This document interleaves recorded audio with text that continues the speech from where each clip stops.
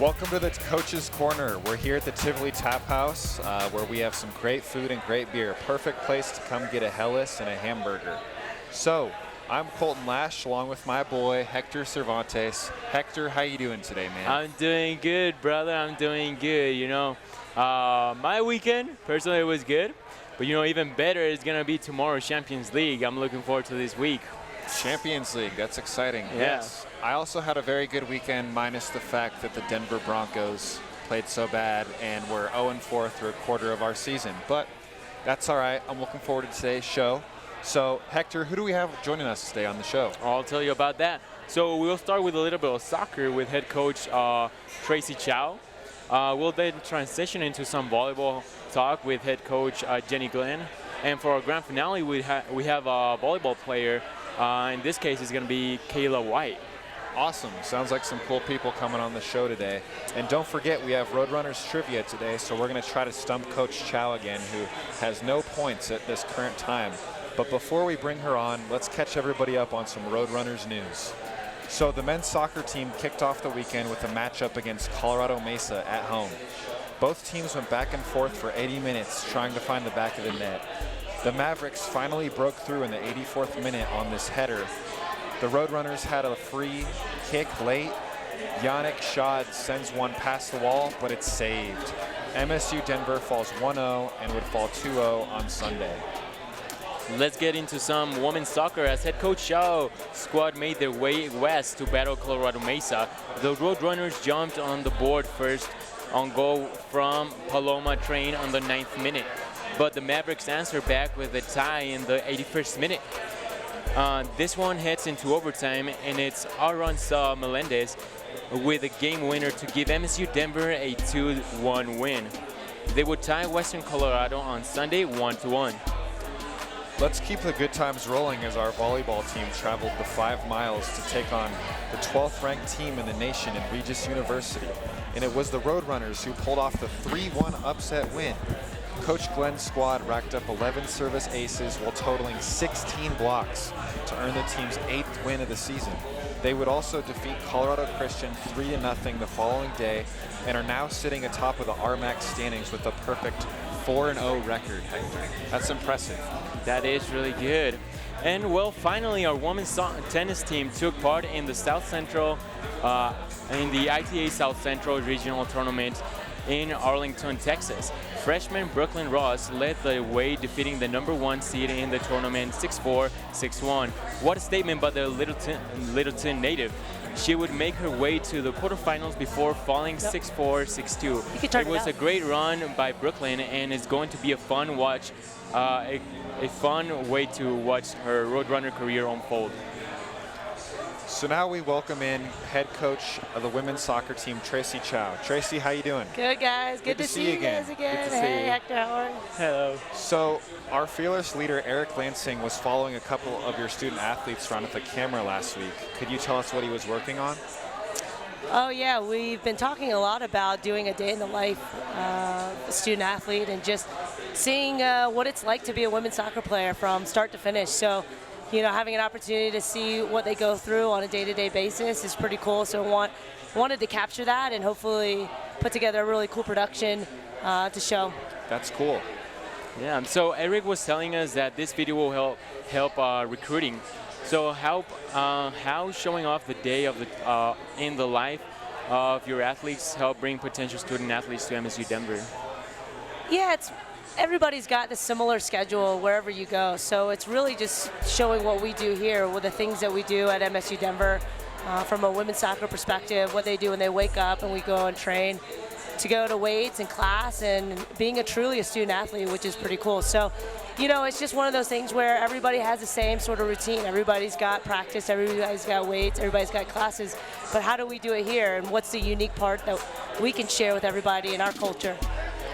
So let's get into some soccer. You first took on Colorado Mesa and Grand Junction, and you get on the scoreboard first. Tell us about the goal and how good did it feel to get that first goal of the game? That hasn't always come easy for you guys. Yeah, no, we've been working a lot the week leading up to it with our finishing from our middle third to our final third. Just composure in front of the goal, and so being able to transfer that immediately to Friday night was awesome. You know, it was great service. And having 2 back post runners, Paloma ended up finishing it, but Jessie Mooney was right on the backside too. So runs in the box, movement in the box, getting numbers ahead, and getting opportunities to finish has been something that it's not about the opportunities and creating opportunities. We've surely created a lot of opportunities. It's about actually putting them in the back of the net. So getting that early goal was pretty cool for Paloma and for the rest of the team. So it's definitely nice to get that and take a 1-0 lead. Definitely. So Mesa would tie the game about 10 minutes to go. And it looked like you actually scored in that first overtime, but it was waved off. It came off as a corner. Can you talk us how that went? Yeah, we actually scored an own goal. So actually we scored 3 goals in that game because the goal that Mesa scored was actually an own goal. It was a deflection off our defender.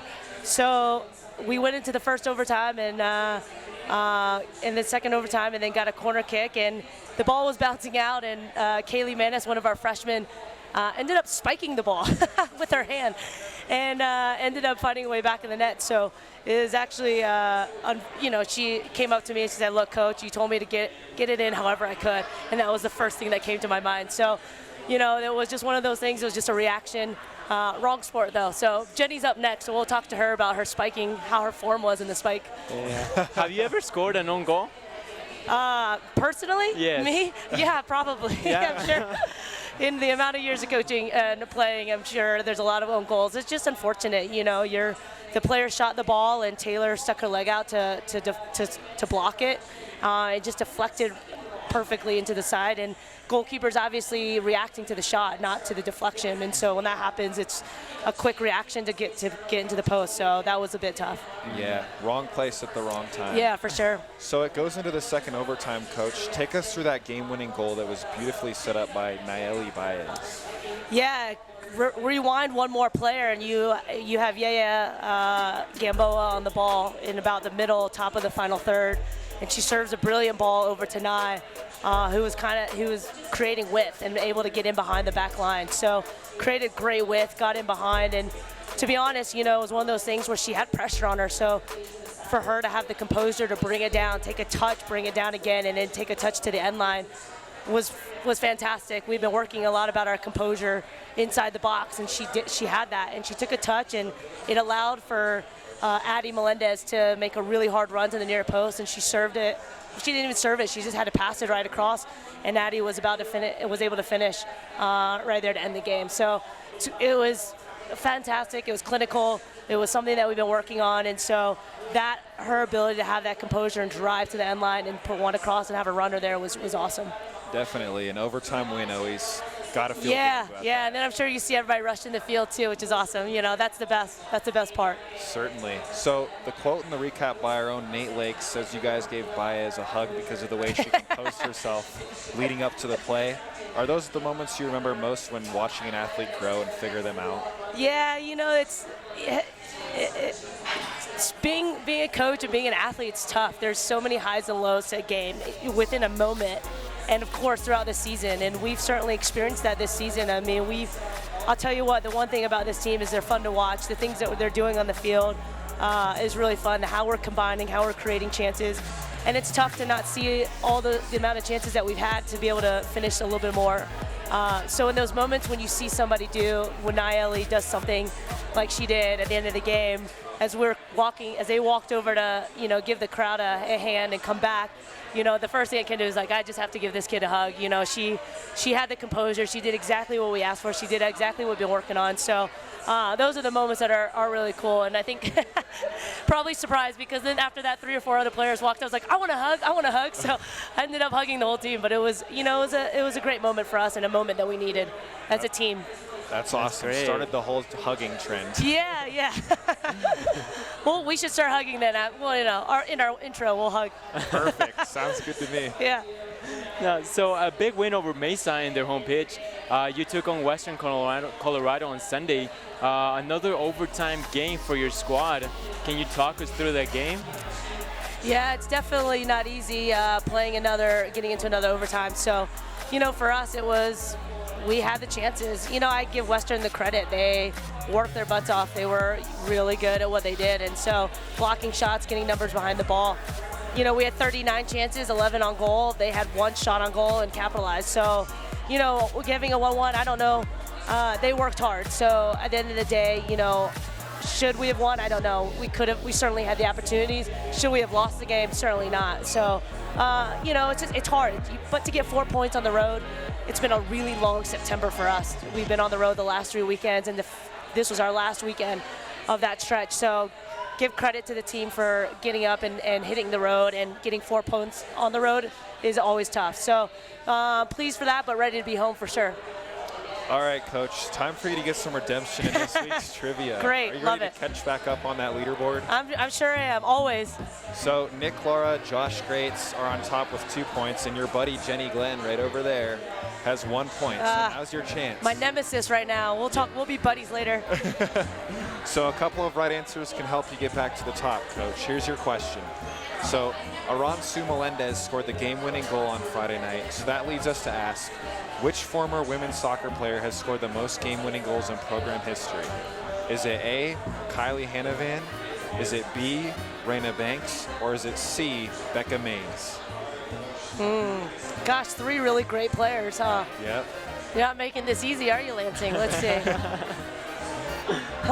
Let's go with, I'm going to go with A, Kylie Hanavan. That's correct. Hey! Good job, Coach. Good job. Thanks, guys. Great. Hey. Well, let's give you an opportunity for a bonus point. Perfect. So the question is, how many game-winning goals did Hanavan have in the Roadrunners career? And if you're within 5 points, we'll give you the point. 5 goals. Sorry.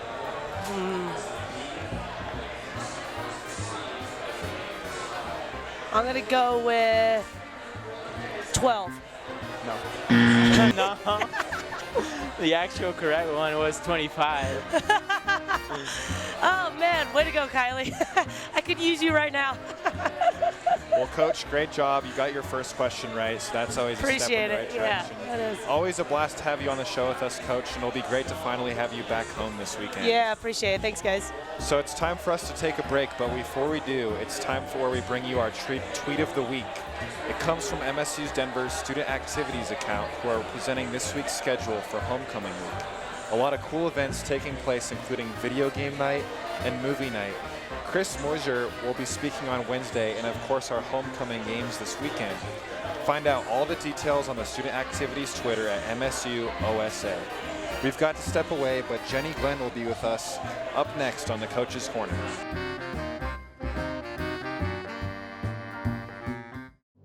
In the heart of the city, Metropolitan State University of Denver is holding the line on the American dream. Our students come from every background and experience.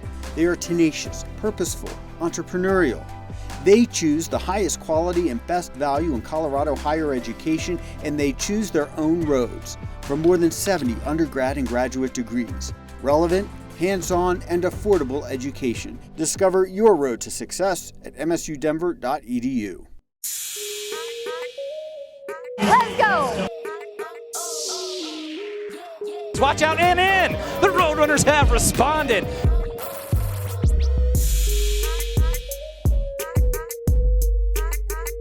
Kendall McIntosh throwing it down.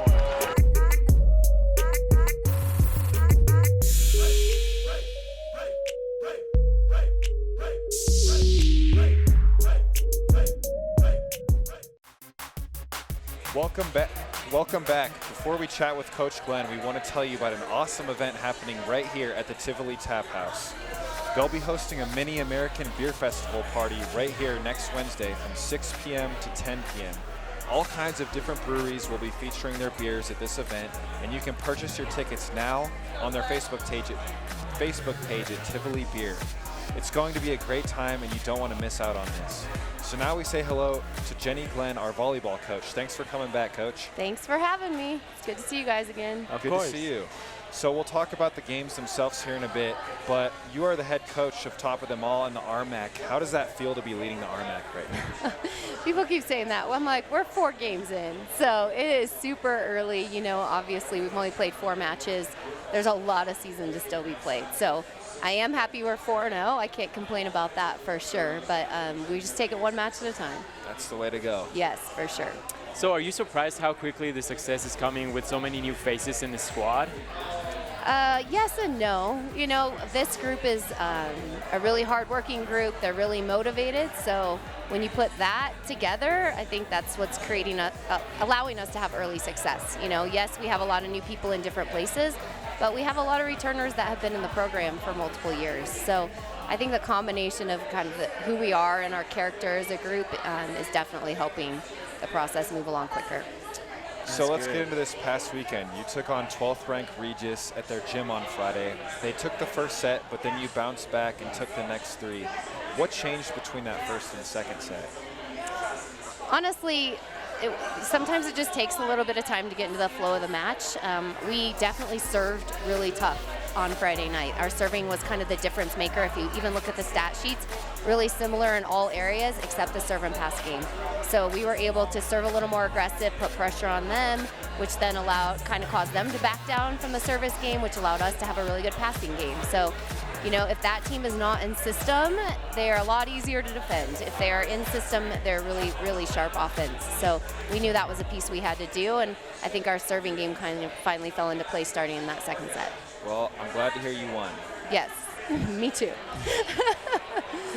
So can you talk to us about your awesome serving as you were talking about? I mean, 11 serving aces, you don't see that in every game, do you? No, we'd like to see it in every game, but no, that's not the case. Yeah, we knew from day one we'd be a good serving team.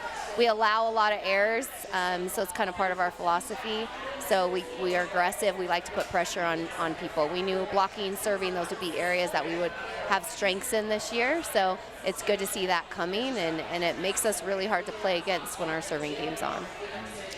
So speak to the composure from your very young team out there taking down one of the best teams in the nation. We saw them beat #1 Tampa at home, but to beat Regis, who is a crosstown rival while taking place on the road, is big time. Yeah, I think there's a lot of things that factor into that. You know, one, we don't feel like the road is the road with our preseason schedule and not being in our gym and having a lot of different gyms that we were playing in.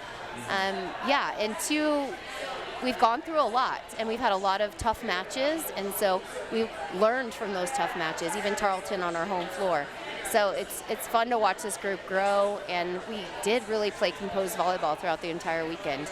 And when things aren't rattling us, I know we're in a good spot and have a good chance to beat anyone in the country. So I think that's where we were as far as our mindset was on Friday, and we're able to kind of sustain some times that we had pretty substantial point deficits to come back and stay in the match. So you kept the good times rolling the following night against Colorado Christian. It was a 3-0 win, and perhaps blocking was the big story. I think that it was a really crazy match, quite honestly. It was not the cleanest match we've played by any stretch of the imagination. We had a lot of hitting errors. We were kind of turning back balls in certain areas, getting scored on others. They were playing really good defense, so we had a tough time scoring for a stretch there. So I think the takeaway from that match is that we were able to kind of battle and it not be pretty and still find a win in 3 on the road. So, you know, this group hasn't always trained the cleanest, so we're used to, you know, it not having to be super pretty, and we could still grind through it and find a way to win. So we're going to have Kayla White on the show here in a bit. She's one of the few returning vets from your squad. What did you talk with her about during the off season? What expectations did you have for her? Yeah, so she was not only transitioning, you know, that sophomore to junior season is really a big season for maturity and growth, and you always kind of see those athletes turn the corner and really start to understand what it takes. So this last spring she moved from the right to the left, so not only was she learning how to have a new position, but we were also growing her as a leader, and so she has a lot of natural leadership capabilities, and so it was just kind of getting her to look at it from a bigger picture perspective, and she's done a really good job with that. She's been solid for us, playing 6 rotations this year, a super feisty competitor, and obviously a great athlete, as you can see just watching her play. Yeah, I can understand transitioning from one position to another is always a stepping stone. So. Yeah, so we put a lot on her plate this last spring, and she's done a great job with it. Exactly. So, Coach, we know you're a coach that is never satisfied. Sorry. Who told you that? Who told you that? My boss. So are there some things that you're working on as a head coach for these upcoming 2 games this weekend? Yeah, so we usually use the first part of the week to work on ourselves, things from the past weekend that we need to get better at. And then as the week progresses, we start to prepare for our opponent. So yeah, we actually took today off as a team. We did some individuals with some athletes, but tomorrow we'll hit it again and just keep getting better every day. You're right, I'm not ever satisfied. They know we can always get better. So we definitely were proud of them for this past weekend and told them that, but we all know that there's areas of our game that we continue to improve. So are you telling me that this statement is correct? You're never satisfied? Might be. Might be. In occasions, 50-50. I mean, what coach is ever satisfied? Come on. Not the competitive ones, I'll tell you that. True, true. Couldn't agree more. Yes. I don't think any coach is ever fully satisfied. Yeah, it's our job to kind of look at things and figure out what's going well and what's not going well. Always. So we're always evaluating that. Whether we're recruiting or coaching matches, we're always figuring out what's going wrong. So I think it's kind of innate in us to figure out what we need to fix and then figure out a way to fix it. So. Gotcha. Well, Coach, congratulations on an incredible start to the RMAC season and great luck this weekend with your 2 games at home. Thank you. Time for one more break, but stay close. We're bringing on one of the top outside hitters in all of the RMAC, Kayla White. So stay tuned. You're watching the Coach's Corner.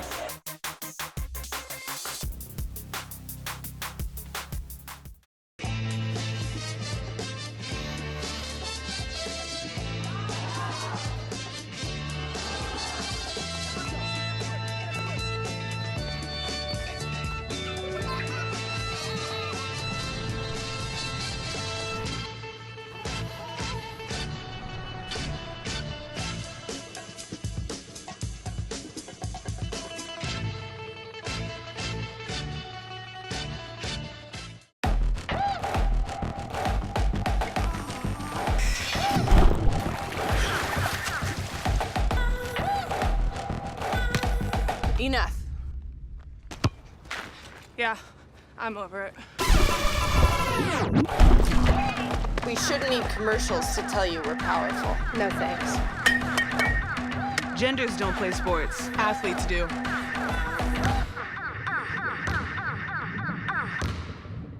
I'm Kay van Heiningen, junior court for the men's basketball team.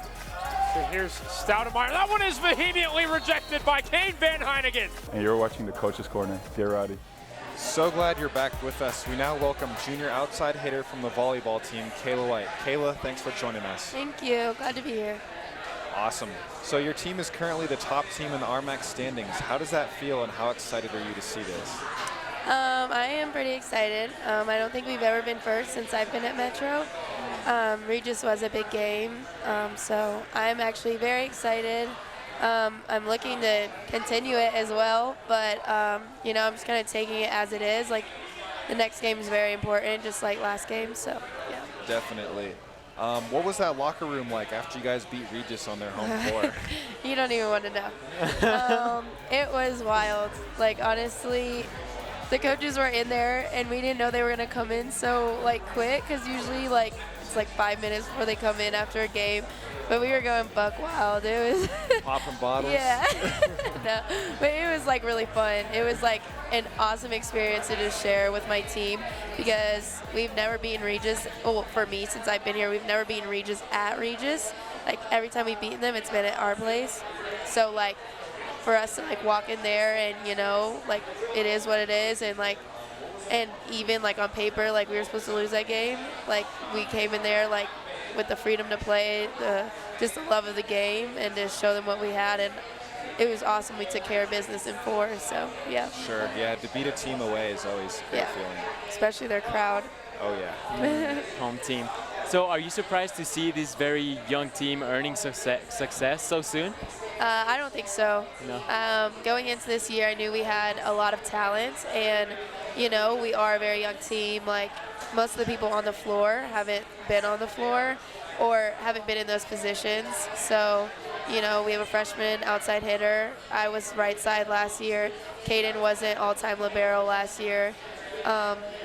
We have a freshman middle, and then Ava was in and out on the right side last year. So like obviously we have some positions, Kelly and Jessa still setting us, but as a team, like we're very, very new, and I think that's a strength for us. So yeah, we're very excited. There's really no tradition, no history with this team, so like we're able to just go out and play. So let's get to know you a little bit more. You're not from here, Colorado. You grew up in Alabama, is that correct? Yeah. So I was born in the Springs. I moved when I was 11, so I've been in the South ever since. So what brings you to MSU Denver? So I came out on a visit, almost, I don't want to say as a joke, but like I hadn't been back since I was 11. So when I think Jenny reached out or my mom reached out, whatever happened, I was like, yeah, I want to go on a free trip to Denver. Like I haven't seen Colorado since I was 11. So I just came like for fun because I wanted to get out of state, but I didn't want to go that far.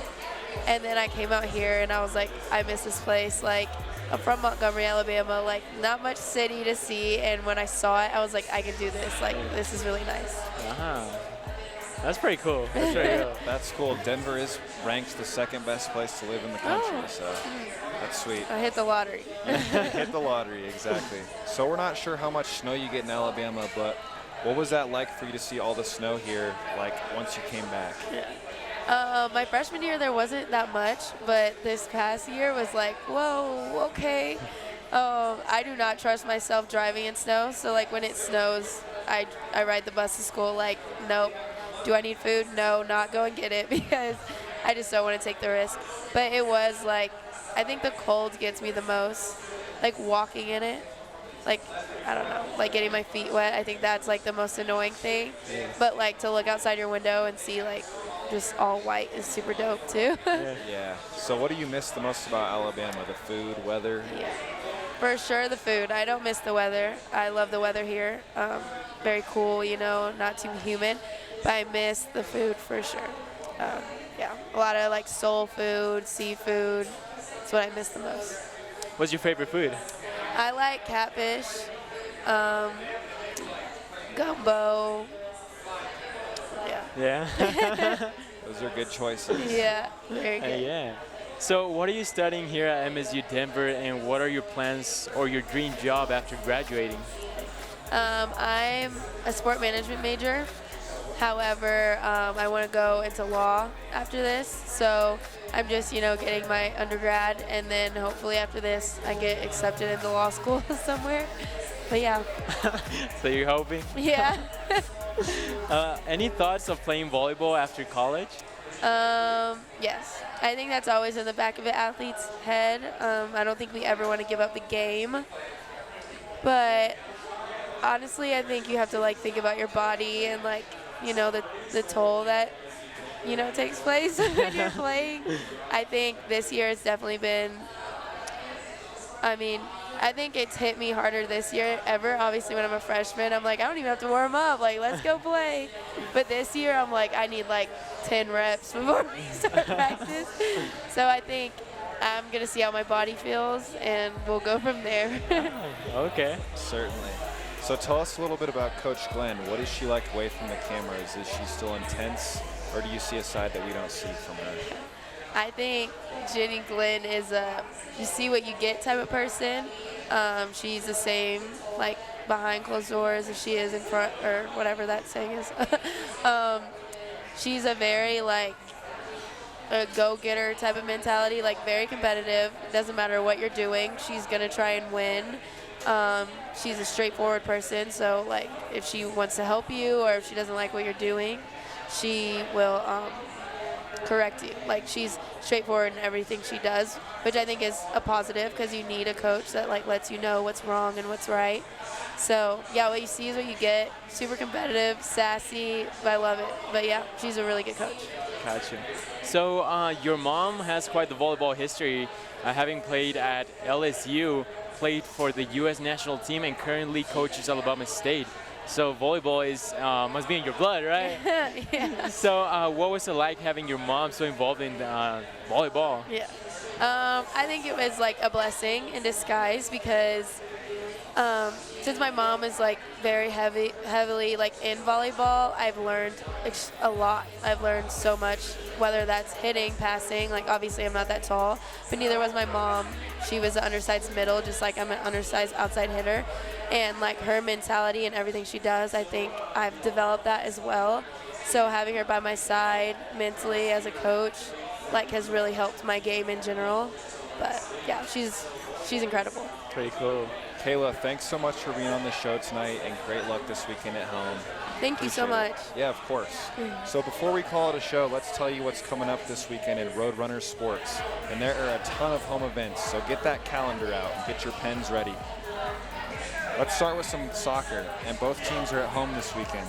The women will host Dixie State this Friday at 4 p.m. at the Regency Athletic Complex, and then battle Westminster on Sunday at noon.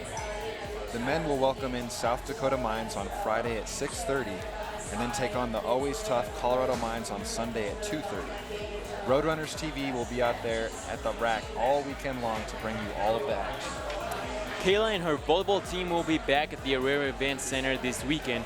They'll face off against Colorado Mesa on Friday at 7 p.m. and against Western Colorado on Saturday at 4 p.m. It's all a part of homecoming weekend, and you need to be at the gym to enjoy all the cool events, giveaways, and of course some top-notch volleyball game. And speaking of home events, our cross-country team will host their annual Roadrunners Invitational this Saturday. It will take place at Washington Park and will get going at around 8 a.m., so come on out. Our men's team will head to Wichita Falls to compete in the ITA South Central Regionals from Friday to Sunday. And the Roadrunners Hall of Fame will induct its 2019 class on October 5th at the Spring Hill Suites and take place at 7 o'clock. So we want to wish all of our head coaches the best of luck this weekend, and a big congratulations to this year's Hall of Fame class. You can find out about the schedules in the Hall of Fame at roadrunnersathletics.com. Woo! And one last note, Brooklyn Ross, who mentioned had a great showing at the ATA Regionals this past weekend, is our Student Athlete of the Week winner. The freshman pulled off the big upset over the #1 ranked player in the whole tournament and would eventually reach the quarterfinals. A great showing from Ross and well-deserved of this week's award. So that will do it for this week's show. We want to thank Coach Chao, Coach Glen, and Kayla for being on the show. For my boy Hector Cervantes, I'm Coltin Lash. We'll see you next week on the Coach's Corner.